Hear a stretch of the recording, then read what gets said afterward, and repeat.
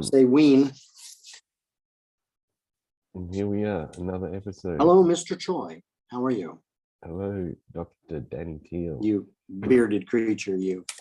I'm going to adjust the volume here, make sure that I'm screaming in your face. Okay. Sure. When last we saw our heroes, one of them was tied up on a railroad track, right? The other one was trying to figure out how to stop that steaming locomotive that was sure to cut whoever's on the tracks. I don't know. I'll volunteer because I've never done that before. And have my head cut off and that doesn't sound very like fun, does it? Well, who knows what's next, right? Yeah, Never know. it could. So today we are talking about the R word, relationships, right? And I wanted to start, but I like what you did yesterday. So I want to give you a chance to speak too. I have a great sense of humor, don't I? And talk about relationships. So I'll provide the opener. Okay. And I think this has been on my mind all day and I just can't shake it. So I'm going to say it. Shake it, but don't break it. Wrap it up and I'll take it. Living my high school days again, apparently. And that is the most important relationship is the relationship that you have with yourself. Nice. What do you think? That's a good starter. Yeah. You got a better one? No. But yeah, I think it's in line with everything we've been talking in the past, from awareness to process to objectivity to consciousness, now to relationships. Inspiration was in there as well. And the relationship you have with yourself. And I must say that I like what I said yesterday about practical inspiration, right? Where it's something that we do for ourselves and that it's grown by the exercise of seeking and providing solutions, ultimately for yourself, because you're like the conductor, So exactly. To fine tune where a person, I'm not into all this modern language stuff. It doesn't make sense to me. I think it's really, really important, or we wouldn't have talked about them. All of these components, maybe nothing that you would learn in lower grades or whatever, or at all for that matter. But I think it's Nothesithon, which is, on the temple at Delphi, which is know thyself, right?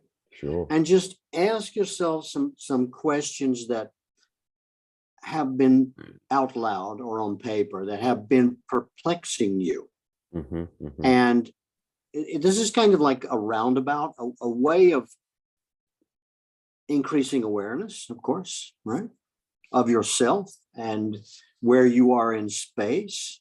Because ever since we started talking about this, I don't think that we have gone through, and I'll make a small contribution, the different levels of consciousness. I don't think we've talked about that yet. And I'll mention it, but I won't go into it very, very deeply, because how we relate to ourselves, this is a relationship.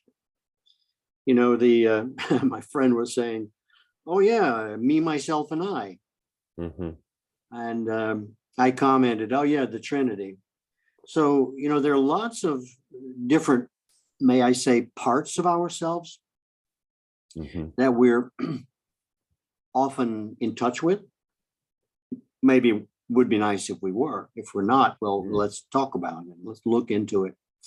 Because, I don't know if you do, I suspect you do, have conversations with yourself. All right, there's a good one, right? People say you're talking to yourself, and I'm saying, and what? Do you mind, or are you afraid of me talking to myself, or just by saying that, you're going to lock me up somewhere, right? Or, elect me president of the United States, one or the other. That certainly, that might disqualify me, actually, even though it's being done. Yeah, we'll see. So, there's zero level consciousnm, just to catch up, where you don't have a sense of consciousness because you are principally a part of everything. Right. And once we start diversifying or seeing things from another perspective, which lends itself to the creation of what people call the soul or certain levels of consciousness, to help guide us from being one with everything to a different relationship that we have to those things around us, not just things, but thoughts and energy and dreams and projections. And, open the dictionary and just, choose a word, I think. There's a next level, which we can use by number. So zero level consciousness is your one with everything, which apparently, according to this theory, is where we all have to get back to. Okay.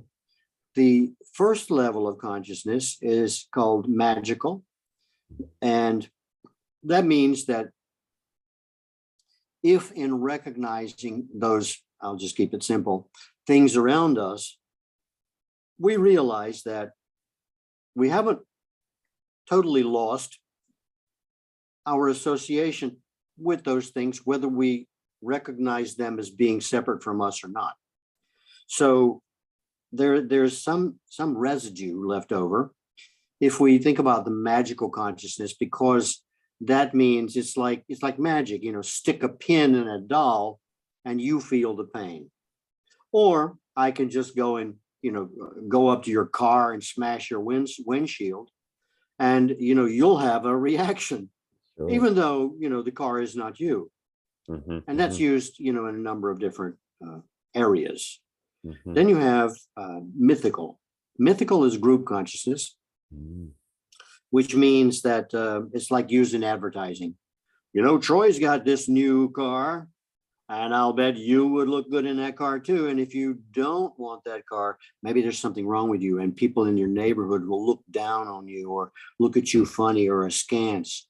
And it's like, okay, I'll take the car because everybody wants me to take the car. In Russia, it's called the blanket of the people.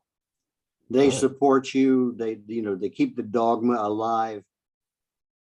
Like, or in the United States, well, you've got to be democratic. It's like, who says I have to be democratic? That even lends itself to ideas of patriotism. Excuse me. Lots of dust in the air here. So we go from mythical consciousness or advertising to mental. That transition of mental level of consciousness provides for perspective. Means that you've separated yourself enough to be able to position yourself in regards to the other things that you've recognized around you. This creates perspective, which is, of course, length, width, depth, and also consequently a sense of time. So it lends itself to, in further developments, of course, rational thinking and logic and all that sort of stuff. Mental. Right. And before any one of these levels of consciousness goes into another one, and they're all still working at the same level, we have to, it has to, what's the word I want to use here? Differentiate itself through overdetermination. So when we sense that it's not working anymore, it's not like it's going to happen overnight. You wake up tomorrow morning and you have another level of consciousness. But people are projecting that the next level of consciousness is called integral, which means that, it all working together and then it's a spiritual sense. And then, we can talk to plants again and this sort of stuff. But I have a little bit more to say, which I won't do now, about what those other levels might be that aren't charted yet.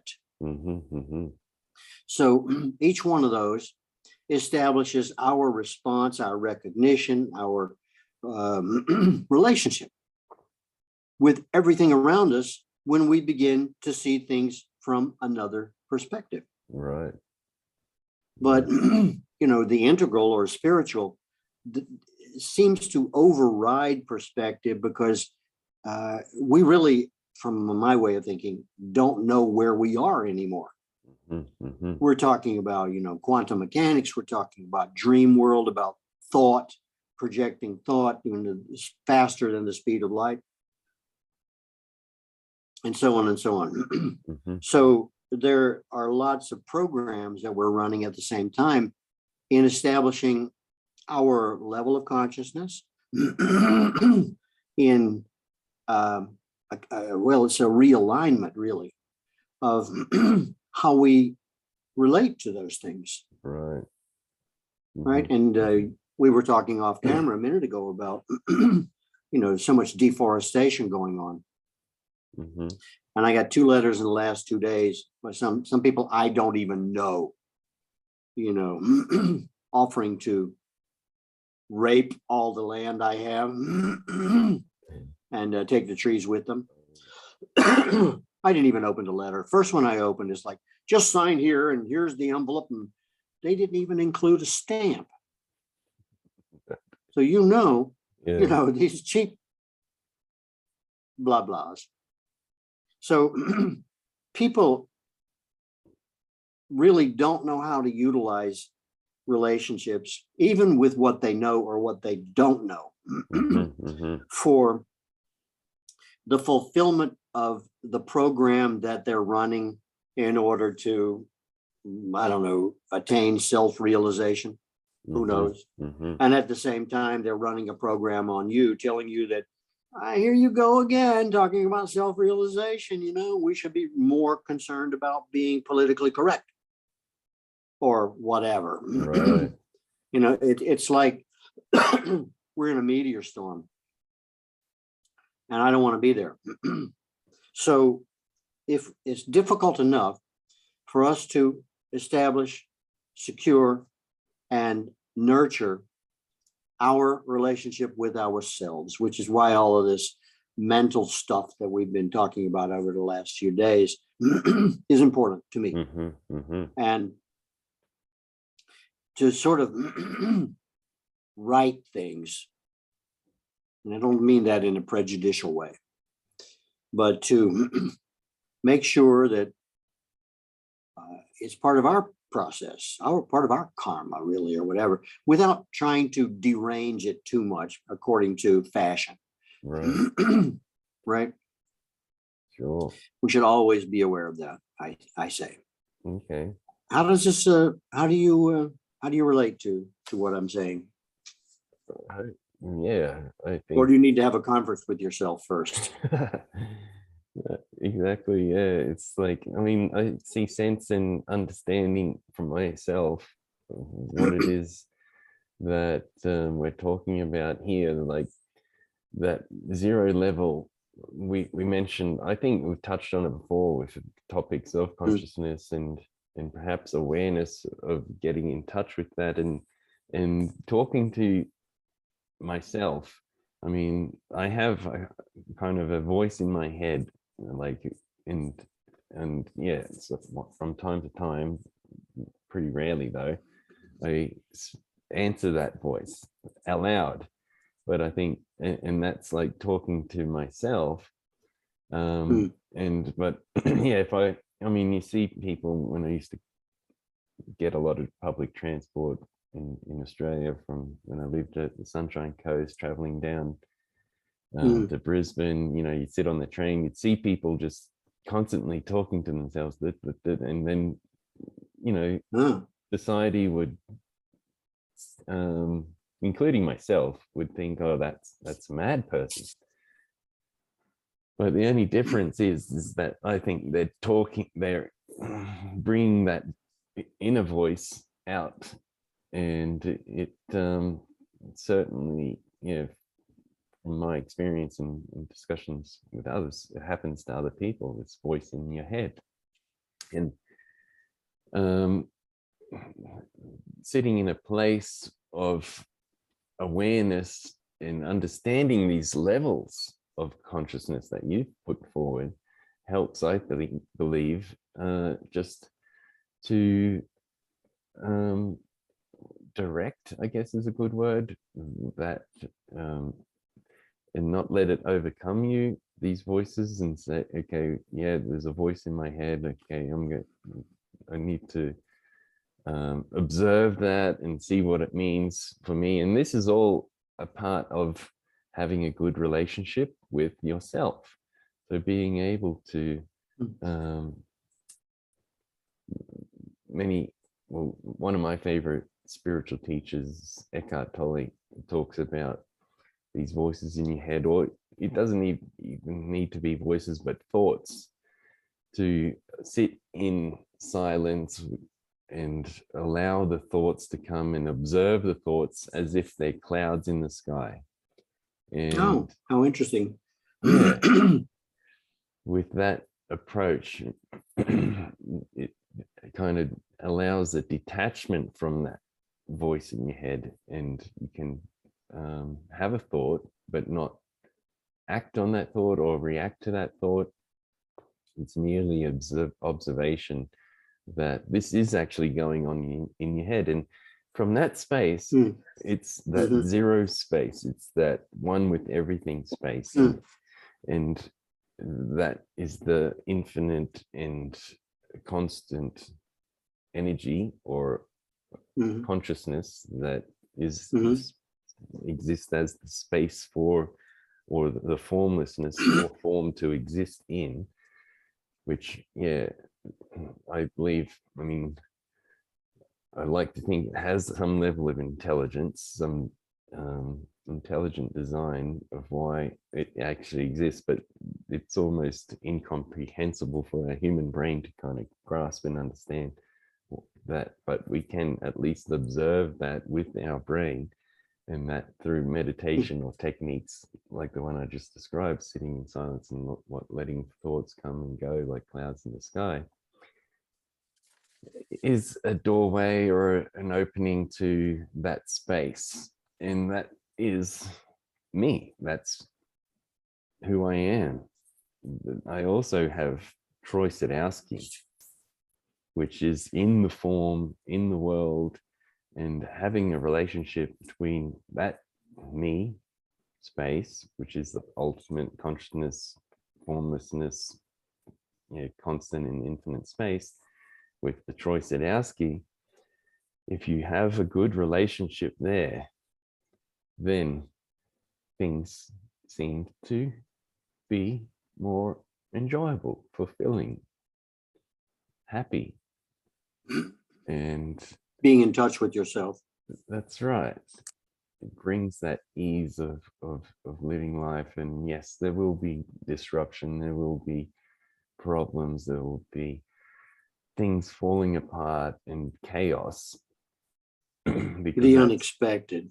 Yeah, what happens in this world of forms. And but yeah, knowing that, okay, this me space, this infinite consciousness kind of is there to just get in touch with, gives a level of, I guess, for me, calmness, and it's a space to step away from the stresses of the world. So outside forces. Well, it's kind of and not inside. So there's inside and outside, and that's another way of people talking about it. So the outside is chaos, the inside is the infinite peace. And those levels that you talked about, I think, help get an understanding of what's going on in the world, and just without bringing another human being or human brain into the situation, I can see myself going through those levels and saying, okay, yeah, one with everything's this space. Okay, now what's the next one? Magical. Yeah, even, discovering the magic of the sun coming up, and the ability to breathe as an individual, all the magic that goes on behind that, and the mythical aspect of, okay, why am I breathing, and kind of bringing that into the meaning of life, which then sparks my mental mode of, okay, yeah, if you've given this life, you got to do something with it, and be creative and be inventive, and succeed, whatever that word means for me, whether it's accumulate money, or a new car, or a house, or go to a new place. We can call it a accomplishment as well. Sure. Right. that all instead of success, but exactly, yeah, comes in that mental state, and that mental level for me. And then when you talk about integral, it's like, okay, let's bring it all together, and that's understanding all the levels beforehand, and yeah, to reuse the word, integrate them into a sure. Consolidation, or a harmonistic state of being. And that is just the relationship with myself. Then we bring another person in, and Danny Teal comes along, and I've got a relationship now developed and building with another person, another human being, which also has their own journey and own understanding of these levels. But I think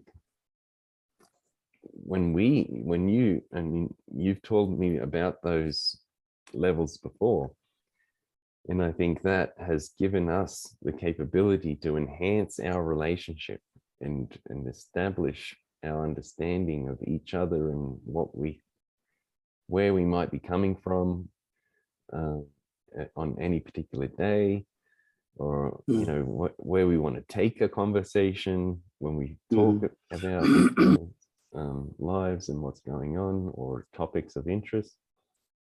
So it's a method to enhance relationships between individuals and different human beings. So I think it's like, otherwise you're eating ice cream without the cone, right? That's right. And this is where I think a lot of conflict happens, is because people don't understand, or I mean, in some senses, these relationships click. You just meet a person, and then you just get along. You're not sure why, and you don't really need to know why. But I think on the deeper level, if you've drilled into it, I guess, again, this is probably in the mental side of analyzing it and seeing, oh yeah, that's why, because we have a really similar relationship with ourselves on this level, whether it's zero level or the magical or mythical level, but there's some connection, and that is common between two people. And that's why I believe you find people that you just get along with. And then on the flip side of that, it's like they're just in a space where it's just not the same, and they may be stuck in one particular mode of thinking, one level of consciousness. Sure. And you come in at another, and without this back and forth, there will be conflict if or differences. They don't have to conflict, right? That's sure. And then that's when you don't kind of build good relationships with certain people. But I believe if both parties took on that model, the one you just put forward, the levels of consciousness, and sat with it and understood, okay, where am I, and how to, and used it to establish a better relationship or a more enhanced relationship with themselves, then that will allow them to have at least some beneficial or positive relationship with anyone. And that it goes back to your mention of curiosity, right? That if you're hungry or thirsty for something, then we start with that word we use, curiosity, of wanting to know, searching, seeking, right? Testing. It's like a cat, right? Yeah. We've got our nose in everything, and because everything is interesting. That's right. That's right. Now, I don't want to interrupt you because I want to hear you make this next leap in from group consciousness or mythical consciousness to the mental, where we start establishing boundaries, right? Dimensions, time, which we can have another discussion about that. What is time other than the measurement of movement? But in order to measure movement, it has to be in space from one point to another point, right? And that's a creative effort when nothing exists, because the moment that it is something, it becomes something else. Through change, right? That's right. So it's moving around in some subliminal space, or however you want to define it, and then it becomes a game of catch or hide and go seek or something like that, where we are being, to add a Halloween edge to it, we're being lured in the darkness. And from time to time, we see triangular eyes lit up by candles, and things like that. And it's like, what is that? Where should I be frightened? Should it be, what is it, fight or flight? I don't like this dualism where you only have two choices, right? But nevertheless, you're in a different, well, that's why they call it mental space. Because you're no longer in a relationship with other people like you are in the previous ones. You're at total completion in the beginning, and then you have a relationship with the doll you're going to stick a pin in, and then you have a relationship with all the people around you, and then the next step, of course, is perspectival. Well, it's like, oh, well, who am I among this group of people, right? What does it mean to me? What is my relationship with them? Not to mention ideas and how we work together and all these other extrapolations of this stuff. What do you think? How does that happen? I think if you have a thought or two. That mental state, it's the beginning of the it's kind of the doorway to, it can put you in the wrong doorway. It's a doorway, but if you cross it, you can kind of get stuck. And if you forget all the other levels beforehand, then you can, speaking from personal experience, get stuck in this mental state of, okay, I've got these tasks to do, this job to do, I've got these bills to pay, and you forget that mythical side, the magical side of life, and the very rarely touching that oneness that like I said, brings a level of peace and understanding. So it's kind of a double-edged sword. I don't know if that's the right analogy, but but it's definitely required, I think. I mean, we can't skip it, but we need to utilize that mental level to actually proceed to the next one, which is the integral. But a lot of people can, and it's very easy to get stuck in the mental level of consciousness but it's not our fault. It's just that we have this really complex brain and this, biological organism that has desires and needs and that can be overwhelming so much that you lose touch. In some ways, you lose touch with yourself. That's when the relationship with yourself kind of breaks down. I just become Troy Sadowski, and Troy Sadowski's goals and things I need to do in this form. And it can be quite unhealthy, but it can be managed. I want to comment on something that you said about, getting lost in your own mind, right? Yeah. So much so that some people want to, and this from where you are for no other reason, want to quiet their mind, right? And not have any thought, to abolish, sit alone.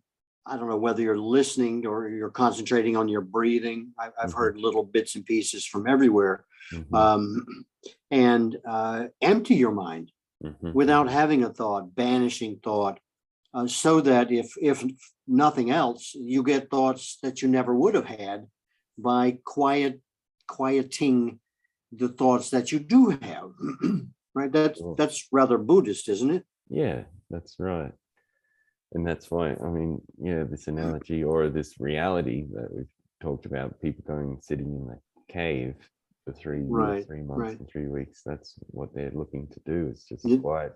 This is a cave too, right? That's right. Yeah, exactly. You don't, and this is my thoughts anyway, don't need to in some ways. It's right for some people, and if that's what they choose, I'm not against that, but I'd rather be outside the cave and experience it, but just take that on as more of a challenge to not let it absorb me and take me over and put me on a path that allows me or takes me away from, disallows me from getting in touch with all the levels that you talked about, the levels of consciousness. And that's and a few surprises. And whatever that brings. And that's where I think we need, as humankind and humanity, needs to be more in touch with those levels and have better relationships with themselves. And when establishing relationships with others, come to it, meaning the relationship from a space of at least acknowledging that these levels of consciousness exist. And then, I would like, before, if you want to go on into integrality, we can do that. But I want to comment before we lose our mind totally. Okay. Is that we go from thought to the material. When we create, for instance, whatever, I might say categorically that we think it first, right? Sure. Which can take us back to inspiration, right? Yeah. Solving a mental problem, or not even maybe an enigma would be better than a problem. And I think that in that process, we all become enigmatologists. Okay. It's like, no matter how small or how large the enigma is, it's still there.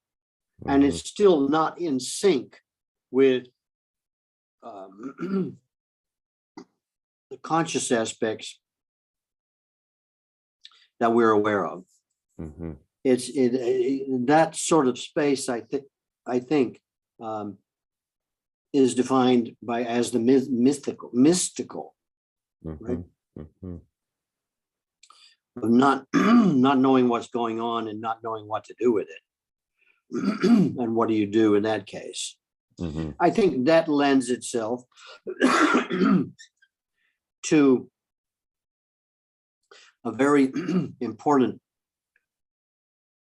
process that helps us to maintain our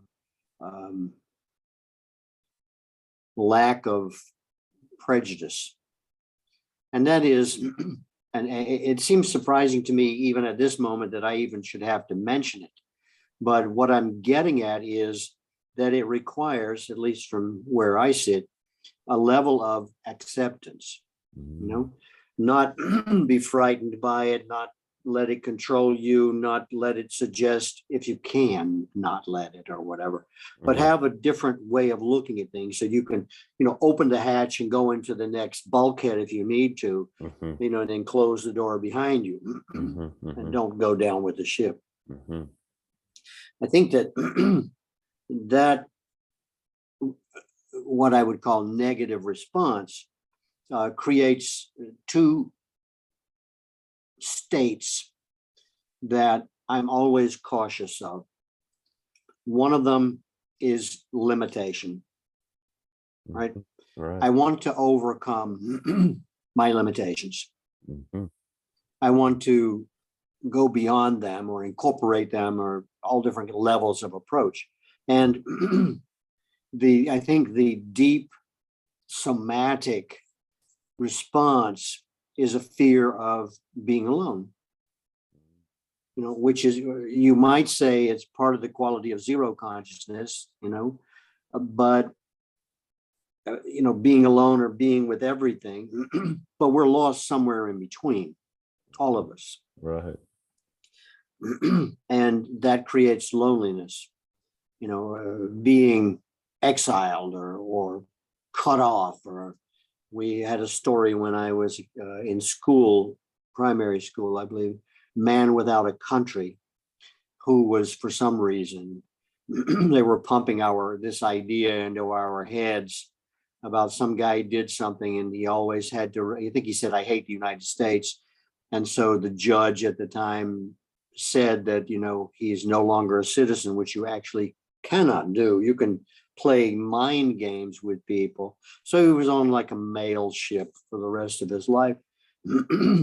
And it was a story about, you don't want to say you don't like your country because then you're going to be exiled for all eternity. And the loneliness, which you've seen, in other places too, other movies, especially when it comes to the military, nobody can talk to you or your marriage, right? That's even worse, where the silent treatment is, the most deadly.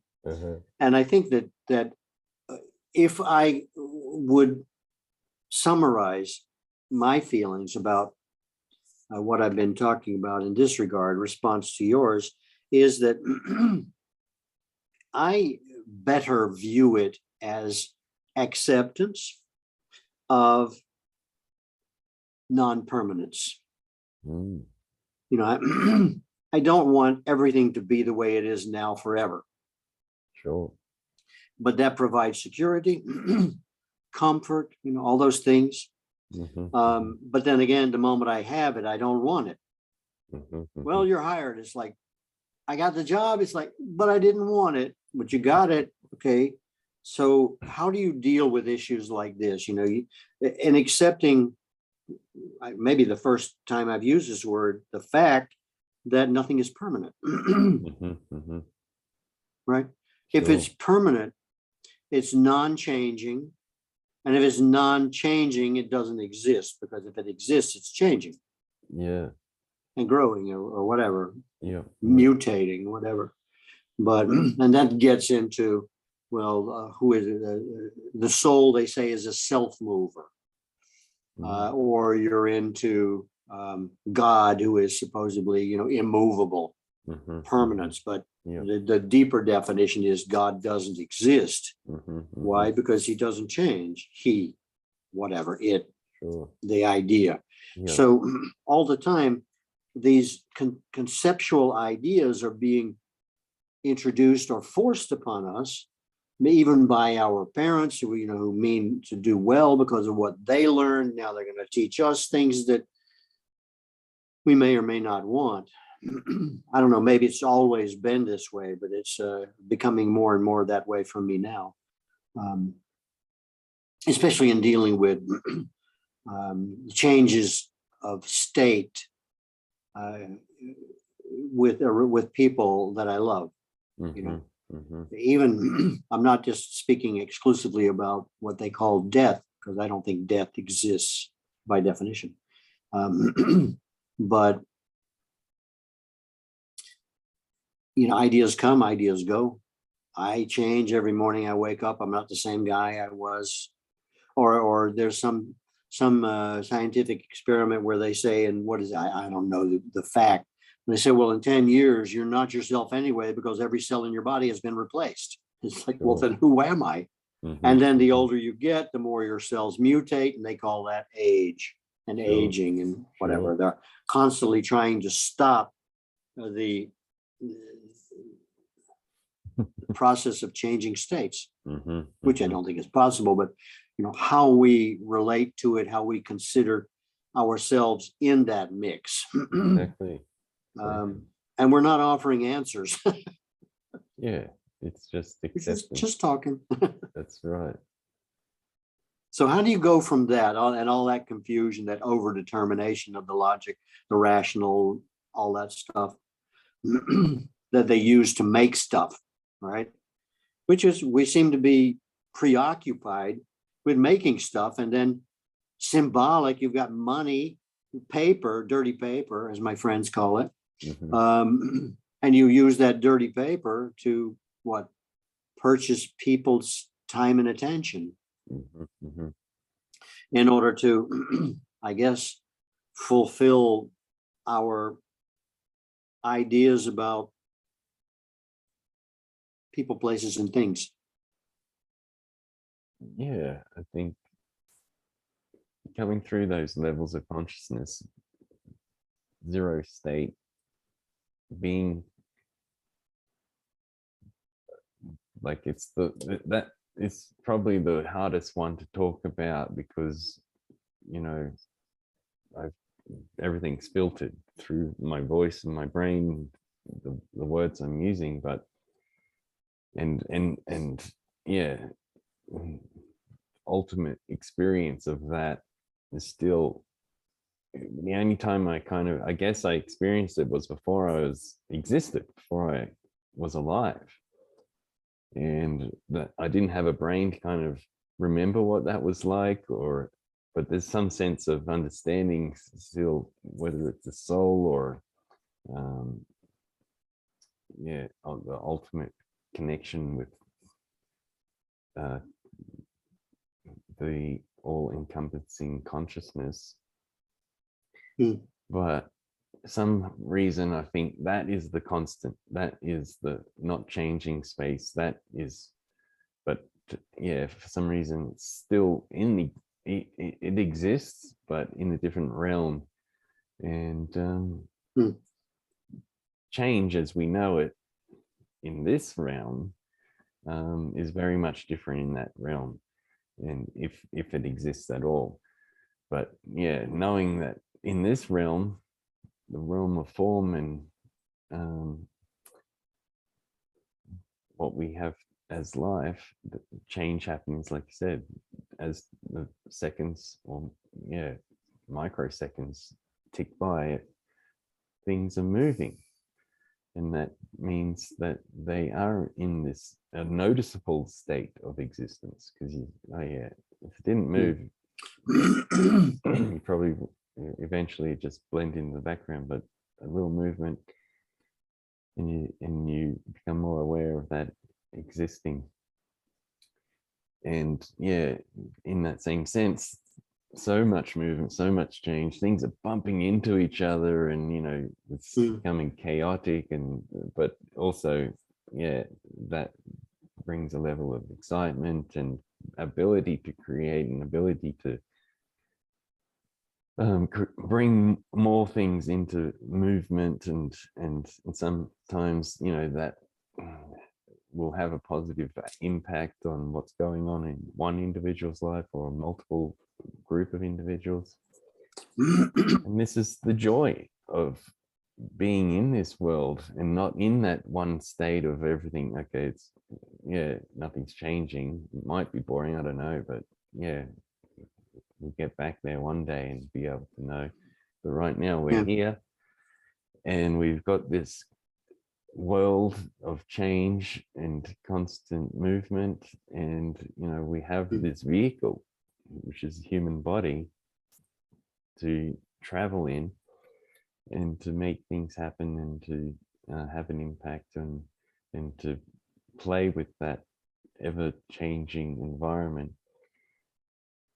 And the more, I believe, you're in touch with your own individual, I guess, mission or drive, the more acceptance you can bring, and not be fighting against this change, and just say, yeah, that's the way the world is.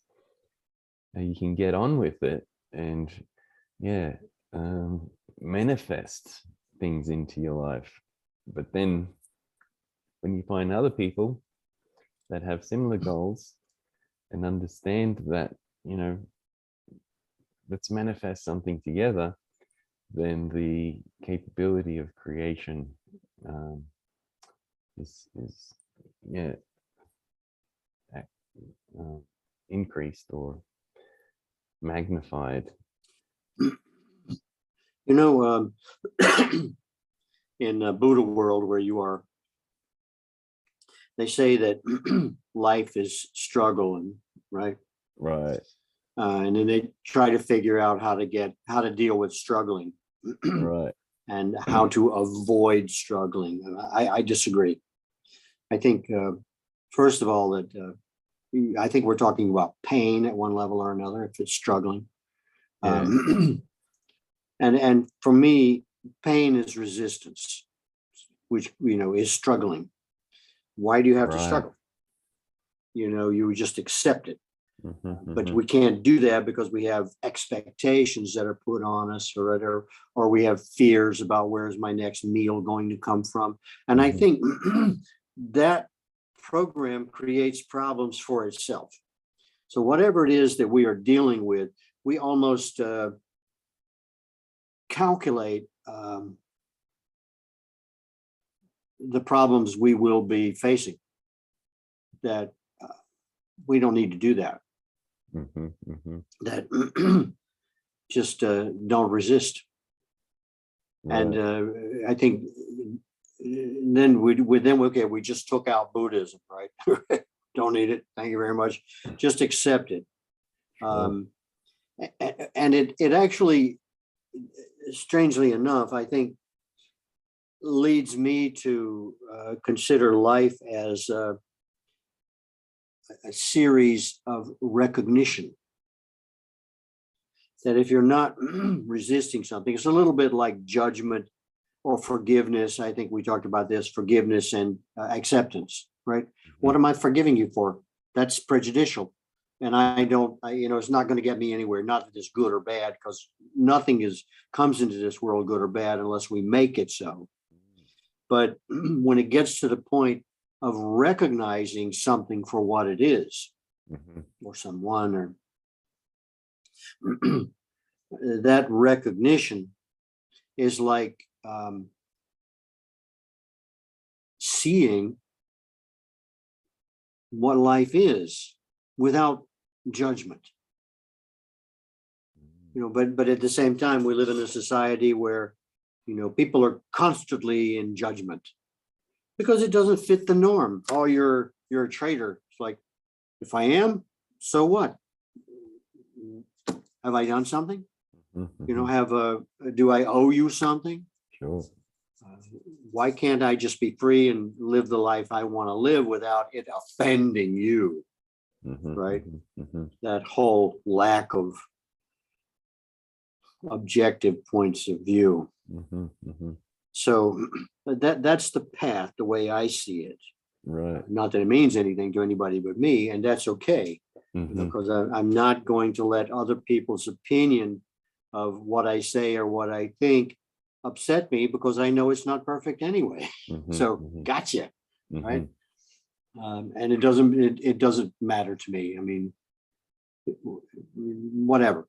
You do what you want to, Mm-hmm. as I would accept other people for what they're doing, if I can. And of course, I like the saying goes, I'm only human. There's a good excuse. It's like, okay, let's be Ubermensch. Let's be supermen, super people. But like the Russian poet Pushkin said, freedom's not for everybody. Not everybody can manage and handle the responsibilities, right? It's sort of like, yeah, wow, I got a birthday present. It's a knife. Well, do you know what to do with a knife? Well, I can kill somebody. It's like, okay, I heard that. And that's kind of how you start this conversation. We could be talking about knife making, in Japan and its historical presence, or stone knives, or whatever. But people tend to comment on things that fully disclose a world of themselves. And, it may be asinine to them and pointless or whatever, but if we're listening, it's kind of like, a clue, right? It's like I was giving a personal branding class in Taiwan, and there was a girl sitting in the front row, all smiles and everything. And I said, tell me something about yourself. And this is a quote. And she said, I can be a real bitch. And my response to her was, I believe you. That's what you want me to know? You're dealing with personal branding. Who am I? So, and that's it. That's how you want to frame my investigation of you. Pretty girl too. It's like, I wanted to say things like, well, honey, so can I, whatever. But it was like, I don't think I'm going to do that, but I think we can all be that. But if you're going to be announcing yourself in that way, if I was asked, I might recommend a different approach, even though it may be true. But, people are people. That's right. What am I going to do? I think people can be, it's perfectly fine, as we say, acceptance is there. So nobody's saying everything, this is the right way, this is the wrong way. And for a lot of people I come across and experience with anyway, it's they are happy to be just maybe in that one level of consciousness. It's and it could be a little, I don't know, taken the wrong way, like that double-edged sword I was referring to is like, if I, and this is a lesson I've learned being in Bhutan, is that, we don't need, the term we talked about yesterday is let sleeping dogs lie.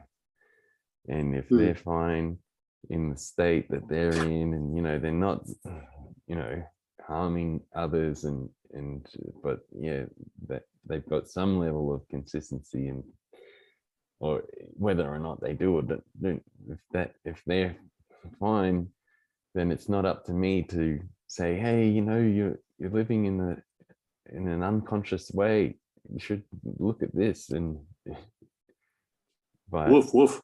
Yeah, wake that dog up and say, stop sleeping. It's not my job to do that. But yeah, in the same sense, I'm always open to finding people to have interesting conversations and relationships with, that understand the same kind of level of consciousness that I, understand and enjoy exploring. And that's when the expanding relationships happen. And yeah, that's part of the change and discovery and going through life, is to, first of all, like, going back to what we're talking about, relationship, having the best relationship with yourself, and then utilizing that and building on top of that to find like-minded and synergies with other human beings in the world that resonate with the things that that group resonates with, and see what happens from there. And yet, at the cost of your popularity, right? People are extremely hesitant to sacrifice that.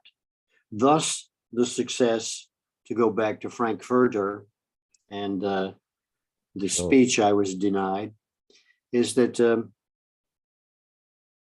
where was I going with this? What was I talking about? Well, brain fart. Outside the relationships, or not being able to see others' perspectives, or not allowing others to have perspectives. This is another thing. It's like, oh, in Facebook, right? That we all too often measure ourselves by our popularity. Right. And it's like, can we sacrifice that?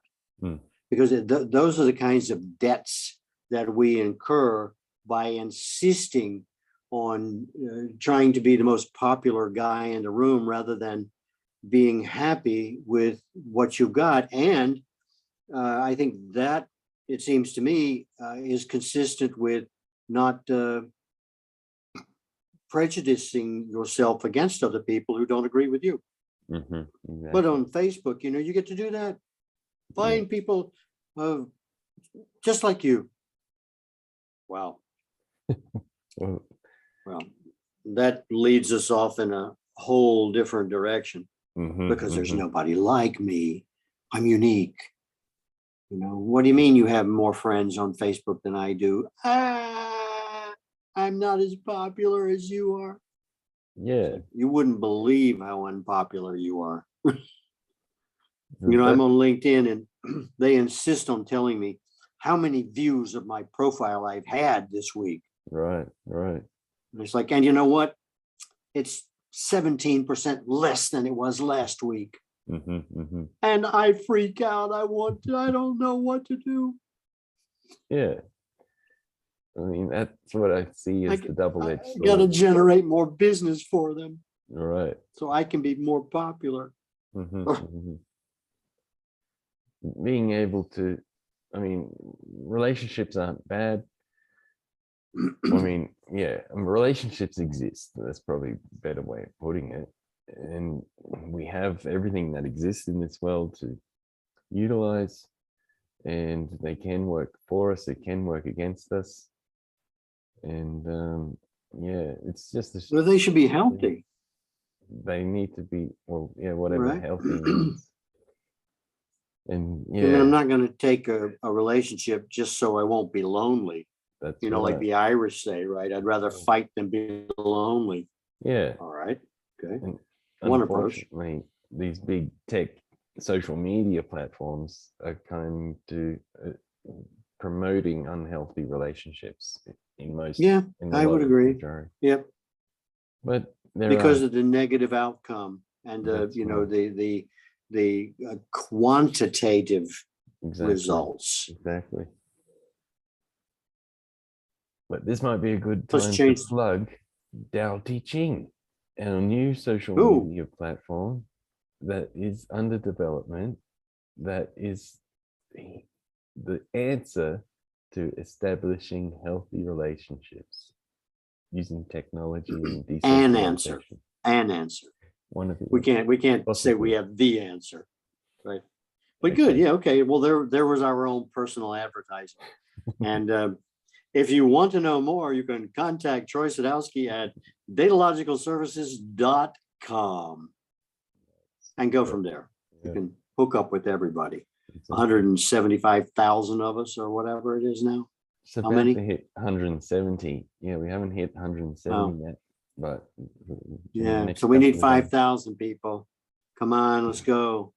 datalogicalservices.com. Go sign up. LinkedIn group, data scientists, That's dot it. com.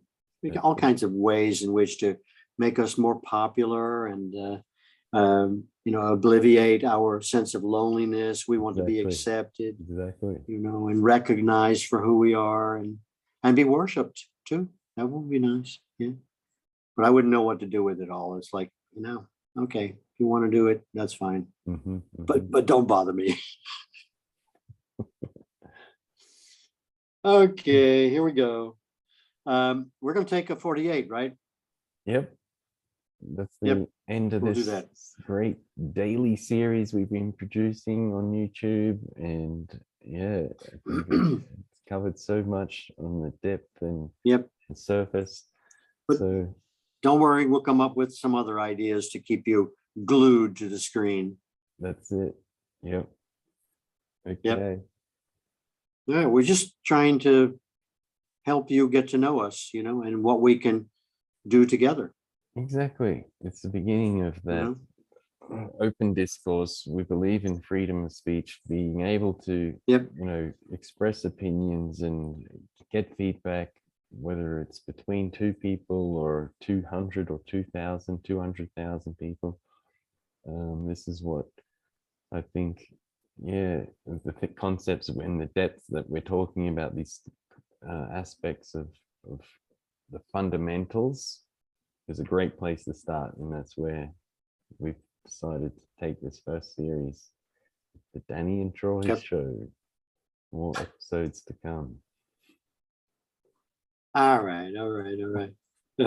I'll see you later. Okay. All right. Thank you, everybody. Bye. Ciao. Bye.